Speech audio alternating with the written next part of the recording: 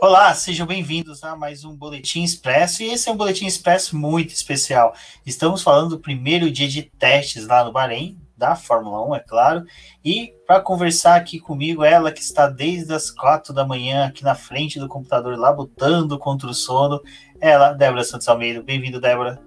Olá, amigos, sejam bem-vindos a mais um Boletim Expresso, e hoje, como o Rubens falou, a gente vai falar um pouquinho aí desse primeiro dia de testes lá no Bahrein. Foi uma sessão bem movimentada, a gente teve bastante carro na pista, mas ainda assim rolou alguns problemas, né?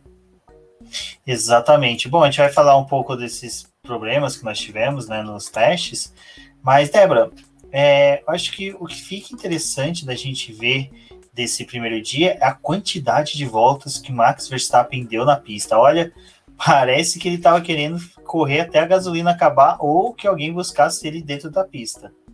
Exatamente, Rubens. Bom, o Max Verstappen completou 138 voltas, equivalente a mais de 2 GPs, né, se fossem disputados ali no Bahrein, porque são 57 voltas, então realmente a Red Bull deu bastante voltas na pista, mas é muito porque o time está buscando atestar a confiabilidade, né, e mostrar que eles estão superiores aos outros times, né, então acaba que eles vão buscar fazer mais voltas mesmo. É bom para a Red Bull, porque além de testar ali a parte aerodinâmica do carro, né, o que eles fizeram de modificação, também tem o fato de que eles precisam testar a unidade de potência deles ali da Honda, porque ainda é uma unidade que vai precisar de desenvolvimento esse ano, já que depois, né, do fim desse ano, eles acabam assumindo o projeto da Honda como o motor da Red Bull, né? Então tem muito trabalho aí para poder ser feito, mas eu acho que é bem importante aí a gente ver que eles conseguiram isso. A gente tem que lembrar que na pré-temporada é o momento dos carros realmente terem problemas, então geralmente esses problemas que eles acabam enfrentando não preocupa muito, mas perder tempo, né, do carro na pista é uma coisa ruim também, porque eles acabam perdendo tempo de coleta de dados se o carro fica parado lá nos boxes, né? Então, para a Red Bull foi, acho que, um dia bem positivo. Outro piloto que teve um dia, e a equipe que teve um dia bem positivo foi a Alpine, né? Que teve aí 128 voltas com o Esteban Ocon e também teve Fernando Alonso, né? Lá no paddock, conversando, já dando as caminhadinhas dele para poder mostrar a presença. Alonso marcou presença dessa forma, mas amanhã ele assume o carro da Alpine, então acho que também tem bastante expectativa aí. Lembrando que o Fernando Alonso ele sofreu um acidente antes da temporada começar, né? Teve que arrumar o maxilar, porque acabou quebrando ele com o tombo lá que ele deu de bicicleta na Suíça. E é bem interessante porque ele consegue retornar para a pista, né? Vai conseguir participar dos testes pré-temporada. Ainda no começo ali era uma dúvida, mas depois o próprio Fernando Alonso falou que 10 dias depois do acidente ele já começou a fazer os treinos físicos dele, que ele tá, né, em plena forma para poder assumir o carro aí nesses testes de pré-temporada, apesar de não ter participado do lançamento da Alpine. Exato, então amanhã com certeza vocês podem acompanhar pelo Boletim do Paddock os textos de review aí da Débora falando sobre como foram os dois treinos, né, que tem um na parte da manhã, depois na parte da tarde. Para nós é tudo pela manhã, mas é interessante vocês irem acompanhando aí também pelas redes sociais. Para você que tem F1 Pro TV, você pode acompanhar, você pode assistir, então assista, faça valer a pena aí a graninha que vocês pagaram lá para o pessoal da Liberty Media. E bom, o pessoal que está um pouco chateado com o que está se vendo lá no Bahrein é a equipe Mercedes, né, Débora? Que a equipe Mercedes está naquele novo dilema. Temos que ocultar nosso carro, mas como vamos fazer isso? Alguém teve uma genial ideia. Vamos fazer um carro bichado, que daí o pessoal não sabe aonde que nós estamos realmente, se estamos mentindo, estamos apenas fazendo tipinhos, ou se realmente estamos tendo problemas sérios. Pois é, né, Rubens? Ali no começo das atividades, o Bottas já teve problemas, ele tinha completado 6 voltas e depois ele voltou para os boxes e ficou ali parado durante a manhã. Quer dizer, 6 voltas não. O Bottas ele fez a volta de instalação e já identificaram o problema e ele retornou para os boxes, né? E ele ficou ali parado, perdeu mais de 3 horas de atividade. A Mercedes teve que fazer uma troca ali da caixa de câmbio. E aí tinham perguntado pro Toto Wolff, né? Mas vocês estão com problema de motor? Aí o Toto Wolff falou, a gente sempre tem problema de motor, todo ano a gente tem. Mas depois a Mercedes veio e falou que era um problema ali na caixa de câmbio, que no final das contas eles iam resolver trocar a peça inteira e depois levar para fazer uma análise para poder voltar com uma peça em que fosse possível que o Bottas retornasse para a pista, né? Mas como eles perderam muito tempo nessa troca, o Bottas ele voltou com 35 minutos restantes para finalizar esse primeiro treino da manhã. Então ele deu poucas voltas, a gente ainda teve uma bandeira vermelha ali provocada pelo Charles Leclerc, que também teve algum problema no carro, foi um problema mecânico, mas a Ferrari não deu mais detalhes do que aconteceu. E depois a sessão foi interrompida, né? Porque faltava pouquinho tempo. E depois, na tarde, quando o Hamilton assumiu também, assim, foi uma sessão mais crítica essa da tarde, porque quando a gente teve a mudança ali da sessão da parte da manhã para da parte da tarde, que eles acabam fazendo aquela pausa ali que seria para o almoço, quando o Hamilton assumiu o carro, tinha muita areia na pista. Eles tiveram tipo uma tempestade de areia lá, então muita areia invadiu o circuito e aí ficou mais difícil mesmo de guiar, né? A pista ficou muito suja, abaixa um pouco a temperatura. Então, assim, o Hamilton também completou pouquíssimas voltas e acaba colocando a Mercedes nessa situação aí de problema, né? O que está acontecendo com o time? O Toto Wolff falou que eles não estão preocupados porque ritmo de treino livre, assim, de treino livre não, mas de pré-temporada, né? Cada um faz uma coisa, então tem times que vão querer mostrar que estão melhores que outros. A Red Bull acaba aproveitando isso para ela poder até dar uma assustada no pessoal. E a Mercedes falou que não está tão preocupada com isso. Mas o que chama atenção para eles se eles enfrentarem mais algum problema amanhã, praticamente eles perderam, né, os dias de teste, e afinal são só 3 dias. Então, também ficar parado muito tempo nos boxes é aquela coisa, né? Não ter como coletar muitos dados. É uma sessão importante, porque além de eles estarem coletando dados para a temporada, também eles estão já testando o carro para o primeiro GP do ano. Então, já vão acumulando todas essas informações. E o que aconteceu também foi que, assim, no Twitter, muita gente começou a comentar que talvez a Mercedes tenha realmente algum problema no carro, mas ainda é difícil de saber. Eu fico pensando que, assim, das equipes do grid que tem um problema, se tiverem, né, a Mercedes talvez seja que consegue solucionar mais rápido, dependendo do que for. Se não for uma mudança que eles fizeram com os tokens, provavelmente eles conseguem recuperar essa performance deles, né? Mas a gente vai ter que acompanhar o restante dos treinos livres e também acompanhar ali no primeiro GP, porque aí a gente vai começar a entender o que está acontecendo com a Mercedes. E só mais uma coisa para poder falar do time, é que o que eles tinham escondido durante o lançamento do carro ali foi o assoalho do carro, e dessa vez agora, né, com os testes, esse assoalho realmente apareceu. Então, assim, né, a gente já sabe que tem fotógrafos que ficam na pista ali para poder tirar fotos dos avanços que os outros times fizeram, né, para poder analisar e fazer uma comparação com o que eles desenvolveram para a temporada. Então, a Mercedes acaba chamando a atenção por conta disso. Exato, esse é assoalho da Mercedes, né? Ele tem um desenho bem diferente do que era do ano anterior, mas só que é bem diferente até das demais equipes, né? Ele faz uma simulação de ondinhas ali, ficou bem interessante. Eu vou colocar a foto aqui para vocês poderem ver, porque ficou bem interessante. Vale a pena acompanhar, ver o que a Mercedes está aprontando, porque tem aquela coisa, né? A Mercedes está com 2 clientes ali no grid que tiveram um bom desempenho hoje, né? A McLaren e a Aston Martin, mas as duas equipes, aparentemente, salvo engano, a McLaren não utiliza câmbio da Mercedes, a Aston Martin, se eu não me engano, já utiliza toda a parte, todo o conjunto motriz dela, utiliza tudo da Mercedes, né? Vamos por dessa forma. Então essas duas equipes estão ali se entreolhando, sabe? Tipo, cara, se der merda na matriz, as filiais aqui estão na roça, né, Débora? Mas só que elas tiveram um bom dia, né? Tiveram ali na pista, a gente até tinha hora que confundia, não sabia se era carro da Mercedes, se era o carro da Aston Martin que estava na pista. Aí até a gente vê a raba feia do carro da Mercedes, né? Que é aquele cinza ali, Deus me livre. Aquele cinza ele ficou bem complicado, não agradou muito, né? Acho que não vai agradar pelo restante da temporada. A gente espera que o único problema da Mercedes seja realmente a pintura feia. E não que seja um problema eterno. Eu quero Max Verstappen e Sebastian Vettel degladiando pro título. A McLaren tá com câmbio bom, tá com o câmbio dela. Mas a gente teve o Daniel Ricciardo liderando a primeira atividade, então é algo que chama a atenção ali. E depois, na segunda parte, né, do treino, o Lando Norris ficou no segundo lugar. Então, os times conseguiram se desenvolver bem, tanto a McLaren quanto a Aston Martin. Fizeram ali as suas voltas, cumpriram provavelmente o que eles estabeleceram para esse dia.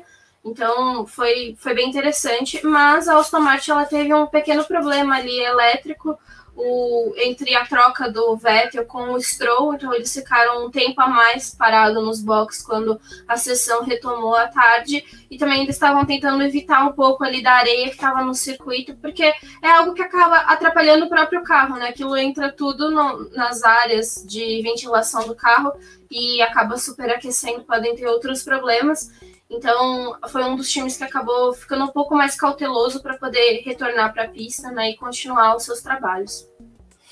Bom, outra equipe que teve problema, parece que o pessoal quis também, né, tirar o dia para ter problemas, foi a Haas, mas a Haas a gente tem que dar aquele desconto, né? Ela, pela primeira vez no ano, viu o novo motor da Ferrari, teve o novo motor da Ferrari montado no chassis, mas Mick Schumacher e Mazepin enfrentaram problemas no final de semana, ao final das contas, nesse dia de treino. O Mick Schumacher foi o mesmo caso do Bottas ali, ele deu 6 voltas, e aí depois ele voltou para os boxes já com um problema ali hidráulico, enfim. E aí a equipe também optou por realizar a troca da caixa de câmbio dele, e aí também foi outro piloto que ficou muito tempo parado nos boxes. O Mick ele só retornou nos 20 minutos finais da sessão da manhã. Ele estava dividindo o carro com o Mazepin, então à tarde era o Mazepin que ia assumir. E o Mick não conseguiu também dar muitas voltas. Começou ruim, mas ali no caso da Haas, a gente tem um porém, né? Eles não estão desenvolvendo o carro para 2021. Então, eles já estão focados no carro de 2022, mas ainda assim, ter problemas na pré-temporada quando você está com 2 jovens pilotos é ruim, porque esses pilotos eles precisam de quilometragem, eles precisam aprender sobre o equipamento, entender as funções ali do volante, do carro, enfim. Então, é ruim para esses pilotos perderem essa sessão. E o Mick foi prejudicado, né? Por conta disso, ficou muito tempo ali parado nos boxes com a equipe, esperando o carro ser consertado para ele voltar. Quando o Mazepin assumiu à tarde, aí foi o show de rodadas, né? Acho que agora ele é um novo peão da casa própria, assumiu o posto do Vettel, porque ele rodou, ele queimou pneu, ele extravasou o limite de missa, assim, tipo, ele fez muita coisa. Tudo bem, né? É um jovem piloto, tá ali para poder aprender, tem que usar essa sessão, mas é tudo aquilo que a gente já vinha falando nas nossas lives, né? O Schumacher, acho que ele tem um domínio melhor do carro, porque ele testou com a Ferrari, ele testou com a Haas no final do ano, então ele fez sessões com os carros de Fórmula 1, apesar de não ser o carro de 2021, e o Mazepin não, ele não foi convidado para os testes do fim do ano ali em Abu Dhabi, e também não participou, né, de sessões privadas, assim como o Tsunoda participou, e o companheiro de equipe. Então agora a gente percebe que aquilo ali provavelmente fez falta. E ainda, né, já citando os problemas que a gente teve no fim da tarde, onde surgiu ali a areia, então acho que já acaba complicando ainda mais para poder guiar, porque falta aderência. Então foi aquele show de horrores. Essa questão do Mazepin, a gente pode ter tentado uma relatividade na questão de que ele fez alguns testes alguns anos atrás com a Racing Point, com a própria Mercedes. Se não me engano, o pai dele ainda pegou mais umas 2 equipes aí para poder fornecer carro, não me recordo qual, mas acho que foi só mais essas 2 mesmo. Estou tentando lembrar, mas agora a força da mente não está funcionando. Mas a gente tem que lembrar que teste privado, às vezes a equipe só quer fornecer o carro, ela não fornece o feedback, que é o mais importante. Então o cara testar errando, ele pode testar a vida inteira. Se ele não tem uma correção, se ele não tem uma orientação, ele vai continuar errando e vai continuar não melhorando. Não que o Mazepin vai ser uma um tapete, né, para o Mick Schumacher passar em cima. Isso não vai ser uma briga interessante entre os dois. Mazepin, como a gente falou, ele já teve bons resultados na Fórmula 2, é um piloto rápido, ele é totalmente uma besta quadrada fora das pistas, mas na pista ele entrega quando necessário. Então é interessante ver esse embate entre os dois. E falando sobre as rodadas do Mazepin hoje, a gente tem aquela situação, né, que na Reversal Rússia, quem rodou foi a pista e o Mazepin não. O Mazepin continuava em linha reta. Então é complicado. O noticiário lá putinesco está noticiando que o Mazepin que liderou todas as corridas e, na verdade, as rodadas dele eram zerinhos de comemoração. Então, vamos aí indicar o Boletim do Paddock, o canal do YouTube do Boletim, para que os russos possam acompanhar e ter notícias fresquinhas e reais do campeonato da Fórmula 1. Bom, né, Débora? A gente teve, mas teve outras equipes na pista também. Vale um destaque para a Alfa Romeo, Ferrari e Alfa Tauri, que foram para a pista. A Ferrari enfrentou alguns problemas, a Alfa Romeo e a Alfa Tauri já conseguiram ter um desempenho um pouquinho melhor. A Alfa Romeo, eu acho que ela teve um desempenho até bem interessante aí. O Giovinazzi conseguiu ficar em alguns momentos ali com os primeiros da sessão, mas ele terminou no 6º lugar. A própria Alfa Romeo passou das 100 voltas, né, somando as voltas do Raikkonen com o Giovinazzi, então eu acho que também foi bem positivo para eles. Mas aquela coisa, né? Testes de pré-temporada acabam enganando a gente, então não tem como dizer que a Alfa Romeo tá melhor do que o ano passado ainda, ou que vai superar alguém aí, porque a gente sabe que é um carro que tem vários problemas, apesar deles fornecerem algumas atualizações ali para a parte frontal do carro, né? Fora isso, a gente teve o Carlos Sainz, que terminou na 5ª posição, também deu bastante voltas na pista. Ele e o Charles Leclerc dividiram o carro da Ferrari nessa sexta-feira. E o Leclerc, ele teve ali aquele problema na primeira sessão, né, na primeira parte, onde provocou aquela bandeira vermelha, mas depois a Ferrari devolveu o carro para a pista ali já na tarde, e eles conseguiram concluir as suas voltas ali e fazer o seu programa.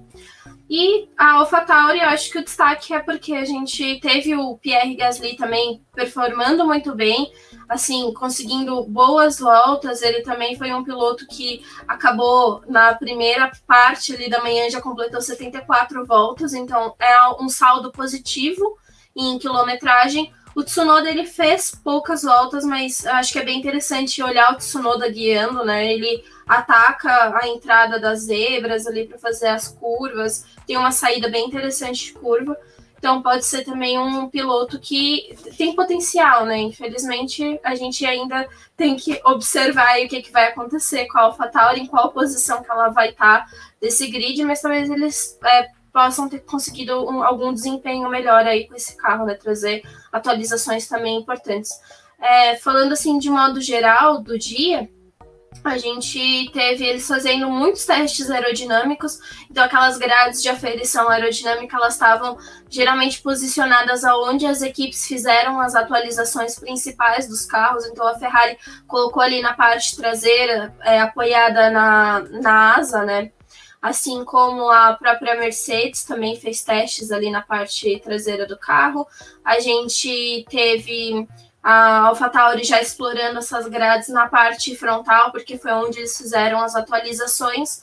E depois eles partiram também para o FlowVis, então os testes pré-temporada são basicamente para isso, né? Eles colocam essas grades para poder ver como é que o fluxo de ar está passando, mas são muitos detalhes ali que eles acabam coletando, então ainda é difícil de dizer aonde que essas equipes estão posicionadas no campeonato.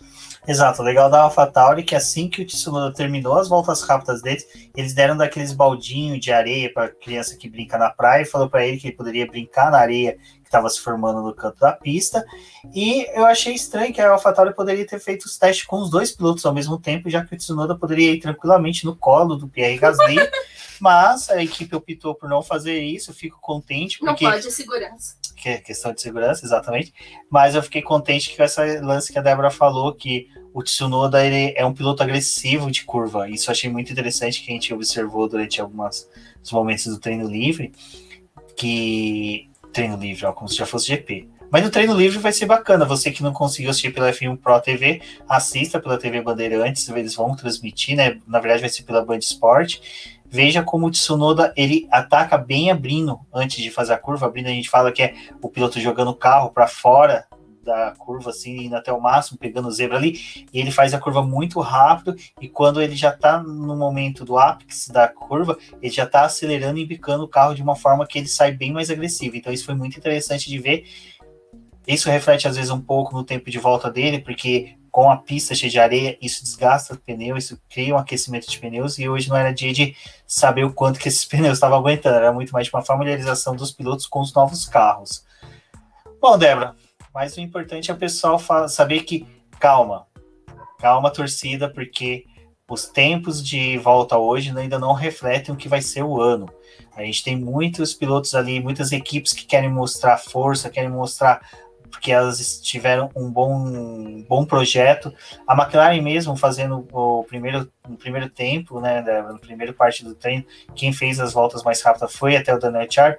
Depois a gente teve o Lando Norris em segundo. Às vezes isso pode ser uma demonstração da McLaren de que o conjunto está bom, né, que casou muito bem o chassi com o motor Mercedes, mas ainda a gente não pode afirmar que ela está tão próxima assim da Red Bull e tão à frente da Mercedes.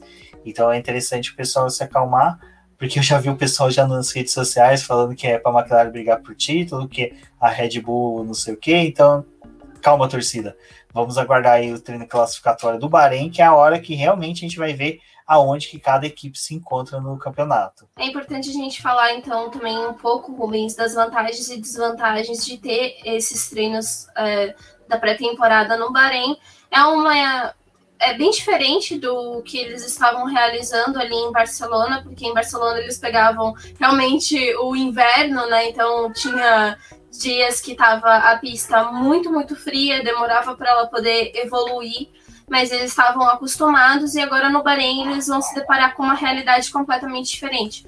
É muito mais quente, tem essa questão da areia que, né, apesar de nem sempre pode acontecer, então acaba prejudicando um pouco da sessão deles. E também tem o fato dos ventos, assim, tipo, ventou bastante, acaba mudando o direcionamento do vento em vários momentos, então os carros também acabam tendo performances diferentes. Dependendo do momento que o piloto entra na pista, se o vento ali tá favorável, acaba ajudando na volta, o cara que entra depois, o vento já mudou, já muda a performance dele. Então o Bahrein é complicado por conta disso, mas parece que por enquanto está sendo positivo, né? Porque eles conseguiram fazer bastante a sessão, assim, conseguiram dar bastante voltas. Às vezes ali em Barcelona eles pegam a pista um pouco úmida no começo da manhã, então demora para o pessoal ir para a pista. No Bahrein, isso, né? Se chover, é tempestade de areia, provavelmente. Se chover e levar cimento, concretiza o sonho de qualquer piloto. Exatamente.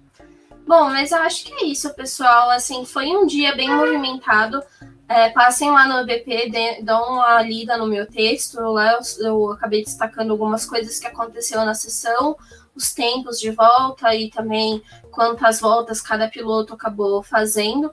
Acompanhem com a gente aqui a pré-temporada, a gente vai continuar fazendo os textos e acordando às 4 horas da manhã para poder trazer as informações para vocês no final do dia. Exatamente, pessoal. Então, não deixe de se inscrever no canal do Boletim do Paddock, deixe seu like no vídeo, comenta aí embaixo o que você achou, o que você viu dos treinos, se a foto da classe desse ano, de 2021, foi uma sacanagem com o menino Tsunoda, que só ficou a cabecinha dele ali, ele já tá até triste, já reclamando no Instagram, mas faz parte, coitado de Tsunoda, ele é um excelente piloto, vamos acompanhando os demais também. Bom, se inscreva no canal, não deixe de verificar a nossa página de membros, onde que você tem benefícios para se tornar membro do canal do Boletim do Paddock. É isso, pessoal. Forte abraço a todos e até a próxima. Tchau, pessoal. Até a próxima.